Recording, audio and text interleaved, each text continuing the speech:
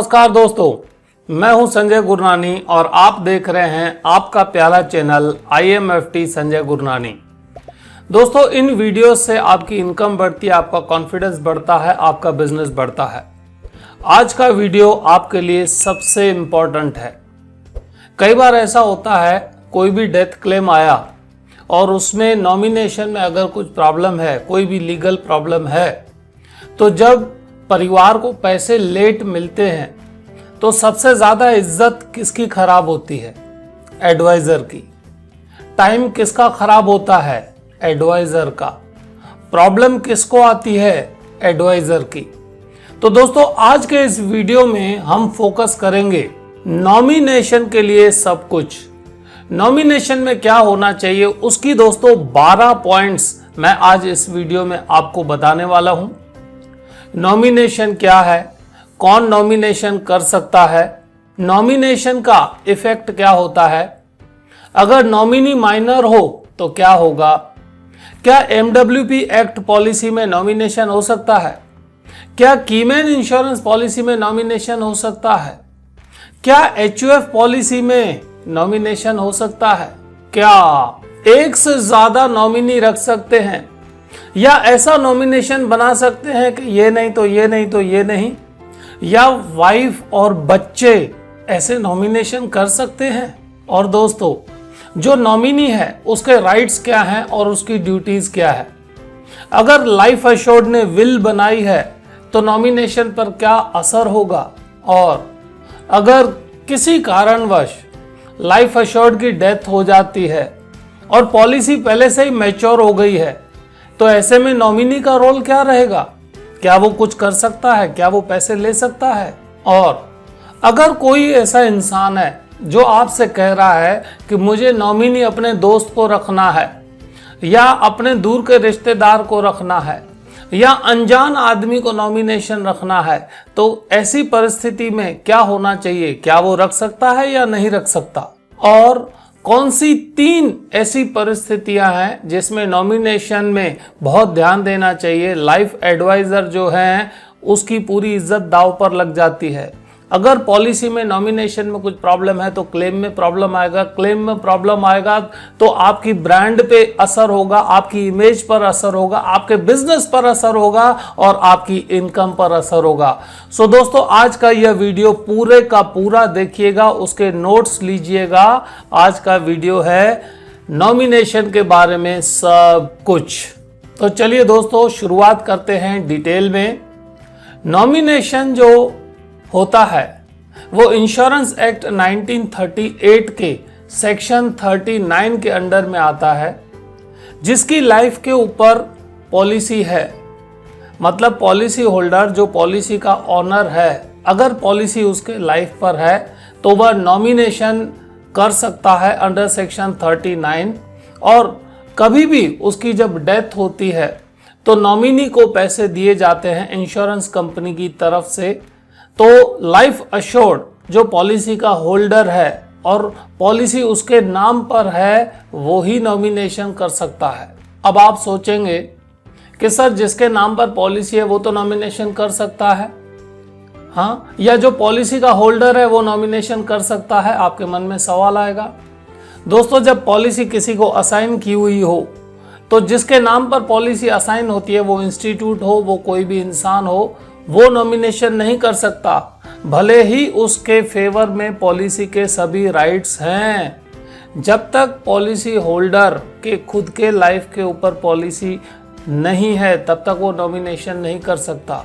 जैसे कि बच्चे के नाम पर पॉलिसी लेते हैं ड्यूरिंग द माइनॉरिटी, राइट, तो उसमें लाइफ एश्योर्ड कौन है? बच्चा। बच्चे की लाइफ के ऊपर इंश्योरेंस है, और जो प्रपोजर है वो उसके पेरेंट्स हैं, फादर या मदर है।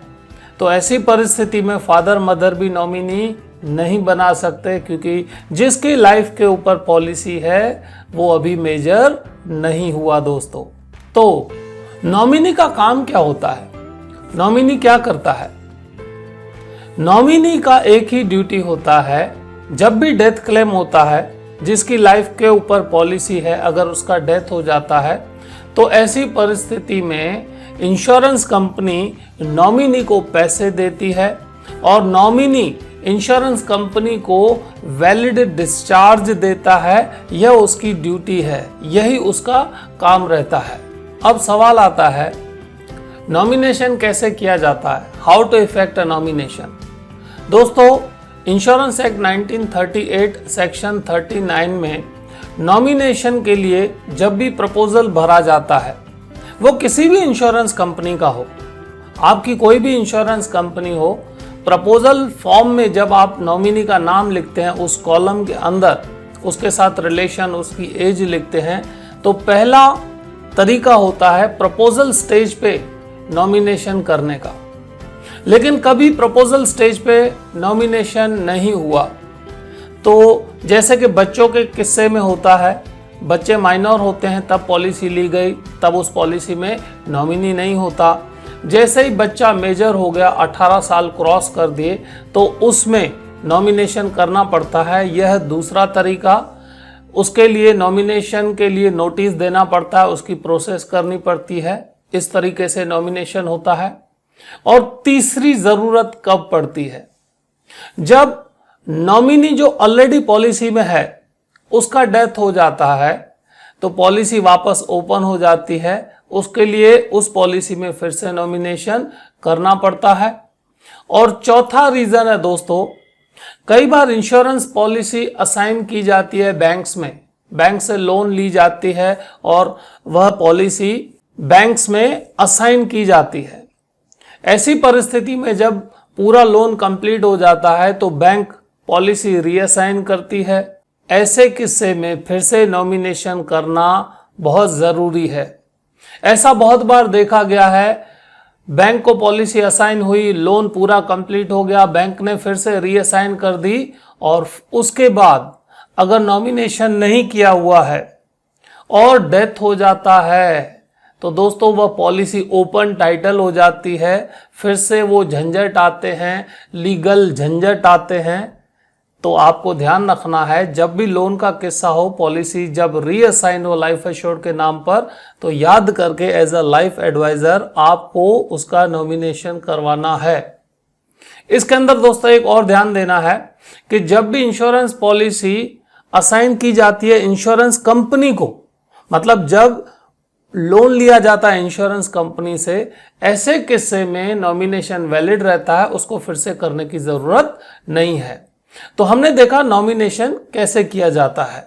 अब आता है दोस्तों, पॉलिसी में अगर नॉमिनी माइनर हो, तो आपने किसी की पॉलिसी की और उसने कहा कि मैं अपने बेटे को या बेटी को जो अभी माइनर है उसको नॉमिनी बनाना चाहता हूं, तो ऐसे किस्से में दोस्तों किया जा सकता है। माइनर को भी पॉलिसी में नॉमिनी बनाया जा सकता है, लेकिन उसके साथ अपॉइंटी फिक्स किया जाता है। जो मेजर होना चाहिए, कॉम्पिटेंट टू कॉन्ट्रैक्ट होना चाहिए, और अपॉइंटी की कंसेंट भी लेना पड़ता है कि वह अपॉइंटी बनने के लिए तैयार है साथियों। और ऐसे किस्से में अगर लाइफ एश्योर्ड की डेथ हो जाती है, तो जो पॉलिसी का पैसा है वो अपॉइंटी को दिया जाता है, और वो पैसे अपॉइंटी नॉमिनी के भविष्य के लिए इस्तेमाल करता है, उसके लिए काम करता है। और अगर लाइफ एश्योर्ड चाहे तो अपॉइंटी को चेंज भी कर सकता है। बच्चा माइनर है, अपॉइंटी फिक्स किया, कोई परिस्थिति ऐसी आ गई या अपॉइंटी का डेथ हो गया, या लाइफ एश्योर्ड चाहता है कि मुझे अपॉइंटी बदलना है, तो बदल सकता है दोस्तों। अब कई सारे दोस्त सवाल पूछते हैं, सर पॉलिसी में एक से ज्यादा नॉमिनी रख सकते हैं? ऑफ कोर्स रख सकते हैं। अगर कोई चाहता है कि 2 नॉमिनी रखने हैं या 5 नॉमिनी रखने हैं, और वो उसके नियर एंड डियर वन हो या परिवार के मेंबर हो, तो एक से ज्यादा नॉमिनी रखा जा सकता है। और क्लेम जब आता है, डेथ क्लेम आ जाता है और ज्यादा नॉमिनी है, तो सब मिलकर डिस्चार्ज वाउचर देते हैं। और ऐसी परिस्थिति में किसी भी एक नॉमिनी के नाम में पेमेंट होता है, या उनके अंडरस्टैंडिंग के हिसाब से पेमेंट होता है दोस्तों।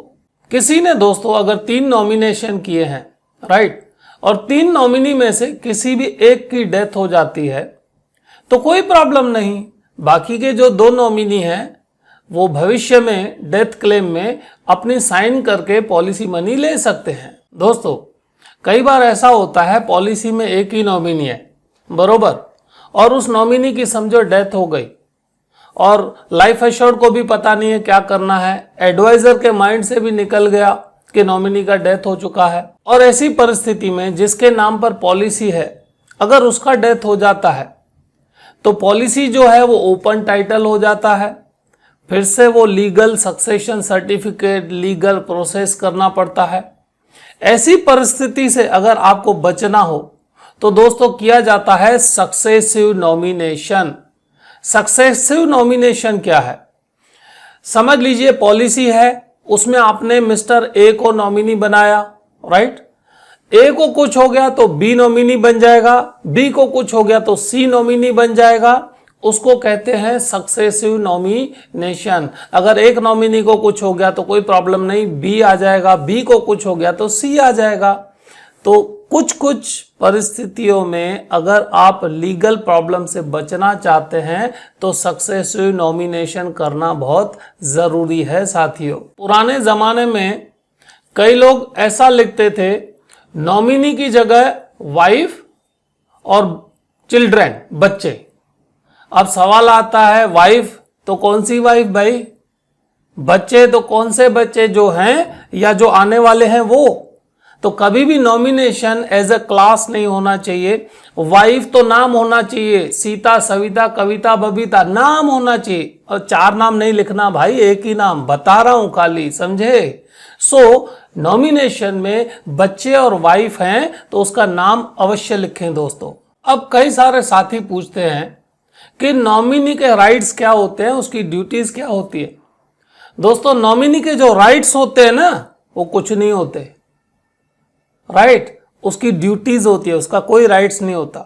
नॉमिनी की ड्यूटी होती है कि अगर लाइफ एश्योर्ड का डेथ हो जाता है तो इंश्योरेंस कंपनी को वैलिड डिस्चार्ज देना है, वो पैसे लेने हैं, और लाइफ एश्योर्ड के जितने भी लीगल हेयर्स हैं, क्लास 1 हेयर्स हैं, उन सबको पैसे मिल पाए, यह उसकी ड्यूटी है। इसका मतलब अगर किसी के नाम पर नॉमिनेशन है तो वो डेथ क्लेम में जो पैसा आएगा उसका मालिक नहीं है दोस्तों ना। ऐसा नहीं कि किसी के 3 बेटे हैं और एक ही बेटे का अगर नॉमिनेशन किया है तो बाकी के 2 बेटों को कुछ नहीं मिलेगा, ऐसा नहीं है। जिसके नाम पर नॉमिनेशन किया है उसकी सिर्फ जिम्मेदारी बनती है कि इंश्योरेंस कंपनी को वैलिड डिस्चार्ज दे, और वो जो पैसे हैं उन पर परिवार का पूरा हक है।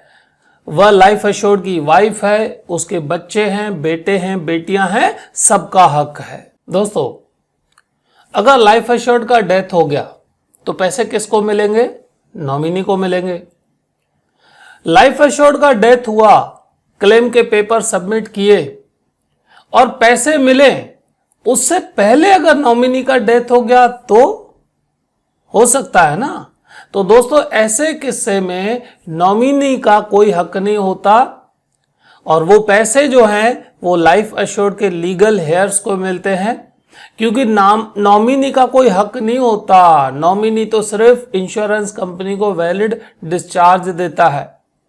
ऐसी ही परिस्थिति में कई बार क्या होता है, पॉलिसी मैच्योर्ड हो गई, राइट, डॉक्यूमेंट्स नहीं थे, मैच्योरिटी का प्रोसेस नहीं हुआ, पैसे इंश्योरेंस कंपनी के पास पड़े हैं, और मैच्योरिटी के बाद अगर लाइफ एश्योर्ड का डेथ हो गया तो क्या वो पैसे नॉमिनी को मिलेंगे? जवाब है नहीं।